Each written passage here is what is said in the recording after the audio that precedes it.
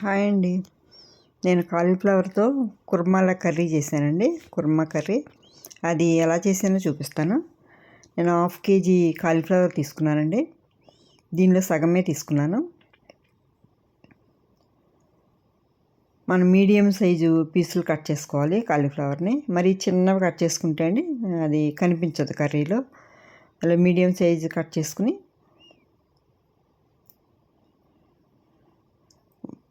Water పెట్టుకోవాలండి మన stove మీద.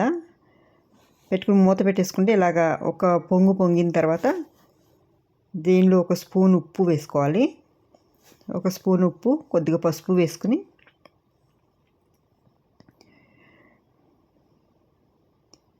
Stove off చేసేసండి. ఈ కాలీఫ్లవర్ పీసెస్ వేసేసుకోవాలి.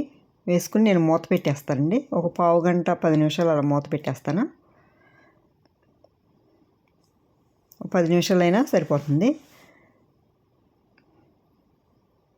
తర్వాత మనం దీనిలో మంచిగా నీట్గా క్లీన్ అయిపోతుందండి కాలీఫ్లవర్.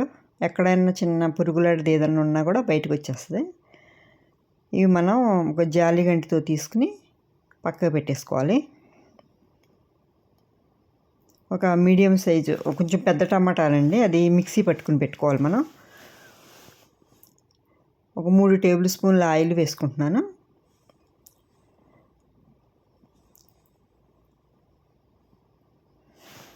ఆయిల్ కాగిన తర్వాత ఒక స్పూన్ జీలకర్ర, కొద్దిగా కొత్తిమీర, ఒక 3 అలా పచ్చిమిర్చి వేసుకున్నాను చీలికలు చేసి.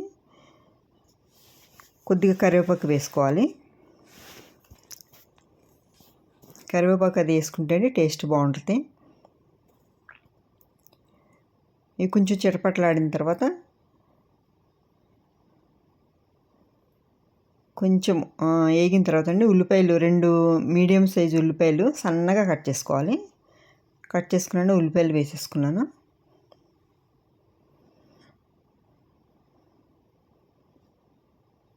ఎంత సన్నగా వస్తే అంత సన్నగా కట్ చేసుకోవాలండి, చిన్న ముక్కల కింద. ఒక స్పూను ఉప్పు వేసేసుకుంటే మంచిగా మగ్గిపోతుంది. కూర అయితే చాలా బాగుంటుందండి. మనం వేడివేడి రైస్లోకైనా చపాతీలకు కూడా బాగుంటుంది.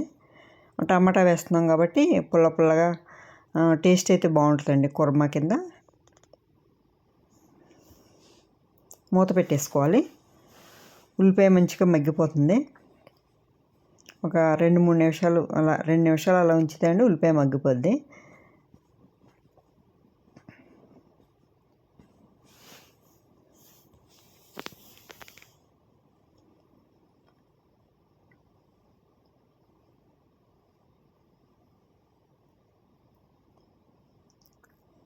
ఒక స్పూను అల్లం వెల్లుల్లి పేస్ట్ వేసుకోవాలి. అల్లం వెల్లుల్లి పేస్ట్ కూడా కొద్దిగా పచ్చివాసన పోయేటట్టు మనం కొంచెం సేపు వేయించుకోవాలండి.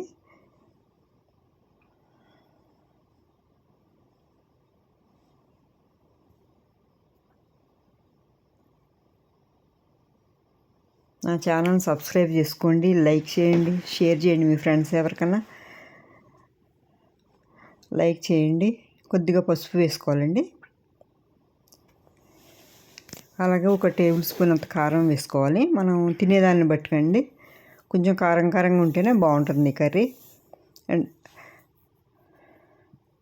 కొద్దిగా కారం ఎక్కువ తినేవాళ్ళు అంటే ఒక 1/2 స్పూన్ వేసుకోవచ్చు.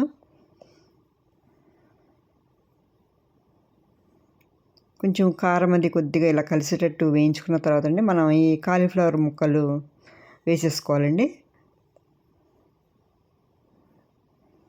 తొందరగా ఉడికిపోతాయి. మనం వేడి వాటర్లో వేసి 10 నిమిషాలు ఉంచాం కాబట్టి అండి ఇంకా కర్రీలో తొందరగానే ఉడికిపోతుంది అన్నమాట కాలీఫ్లవర్. మరీ ముక్కలు పేస్ట్ కింద అయిపోకూడదండి, ఎక్కువ తిప్పేయకూడదు.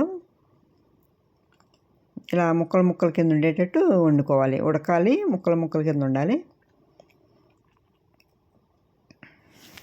అలాగే ఒక స్పూను గరం మసాలా వేసుకున్నా అండి. ఇది కూడా మంచిగా ముక్కలుగా పట్టేటట్టు చేసుకుని అది టమాటా మిక్సీ చేసుకున్నది కూడా వేసేసుకున్నా అండి. వేసేసుకుని ఇదంతా ముక్కలకు పట్టేటట్టు మంచిగా పట్టించాలి, కలుపుకోవాలి.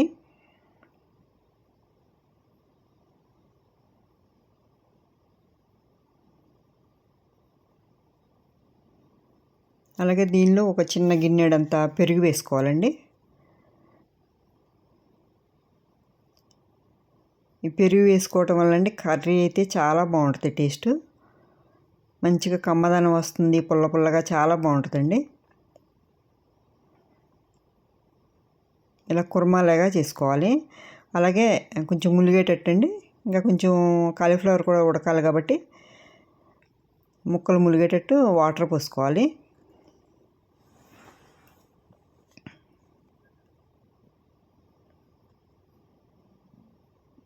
మీడియం ఫ్లేమ్ మీద మంచిగా మూత పెట్టేసి ఉడికించుకోవాలండి, కలిపేసి అంతా.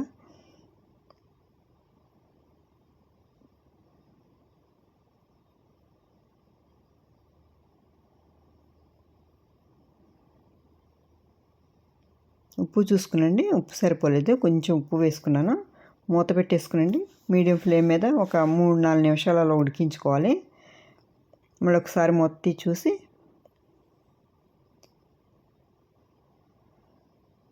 చూసుకోవాలండి. దగ్గరికి మరీ ఇలా ఫ్రై టైప్ కాకుండా కొద్దిగా దగ్గరికి వచ్చిన తర్వాత మనం చూసుకుని దించేసుకోవాలి. లాస్ట్లో కొంచెం సిమ్లో పెట్టేసుకుంటే అండి దగ్గరికి వచ్చేస్తుంది. ఇలా కొద్దిగా ఆయిల్ కనిపిస్తుంది అని అనగా కొత్తిమీర వేసేసుకుని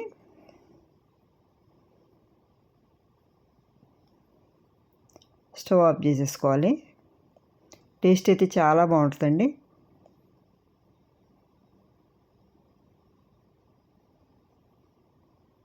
చపాతీలోకైనా రైస్లోకైనా బాగుంటుంది. ఇలా మీరు కూడా ఒకసారి చేసుకుని చూడండి. నా ఈ వీడియో నచ్చితే లైక్ చేయండి, షేర్ చేయండి,